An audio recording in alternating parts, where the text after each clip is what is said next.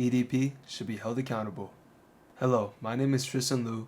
I'm an 11th grader at Summit Shasta High School, and over the course of this project, I've developed a deep hatred for pedophiles and those who prey on children.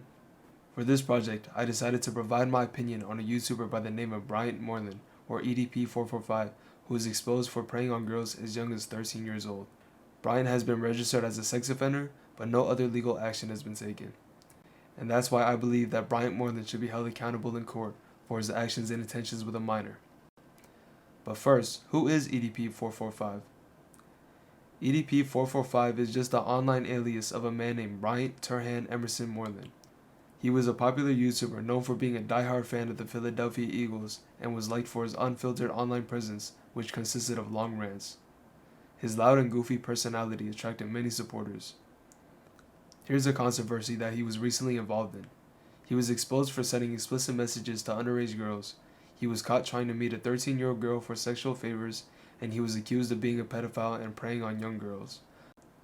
Just look at the text he sends in this photo. Kiss your daddy goodnight, lol. Sleep tight, princess. What? Even if he wasn't sending this to a minor, it would still be weird.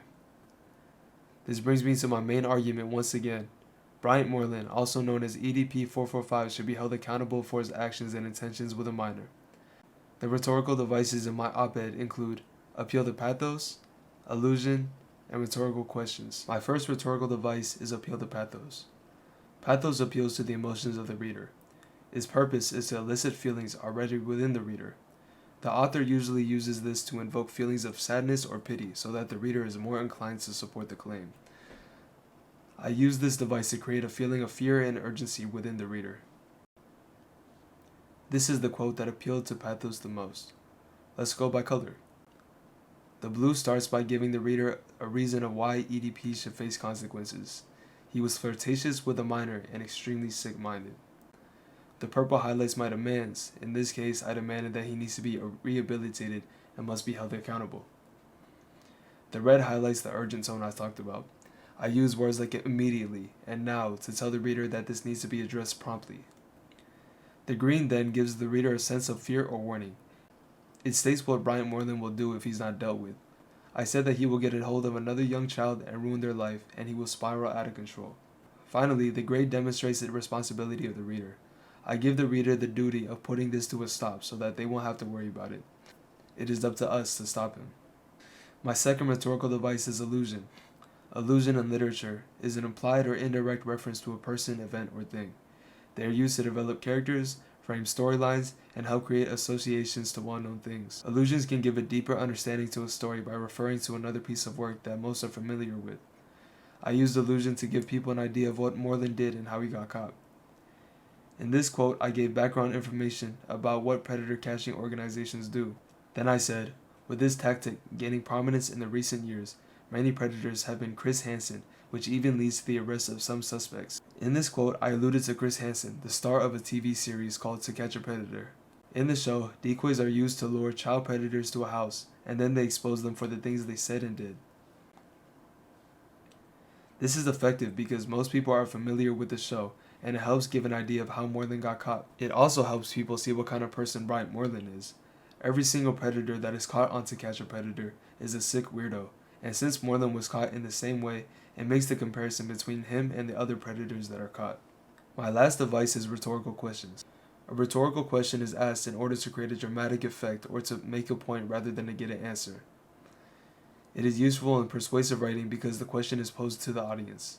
It allows the audience to pause and think about the question being asked.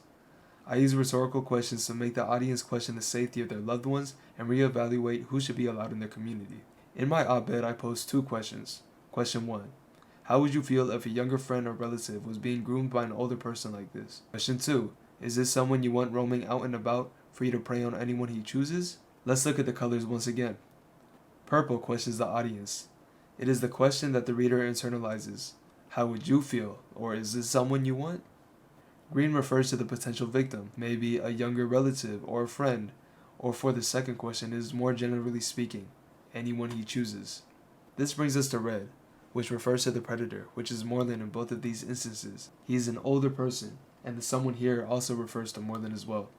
Finally, blue presents the hypothetical situation to the readers that makes them think.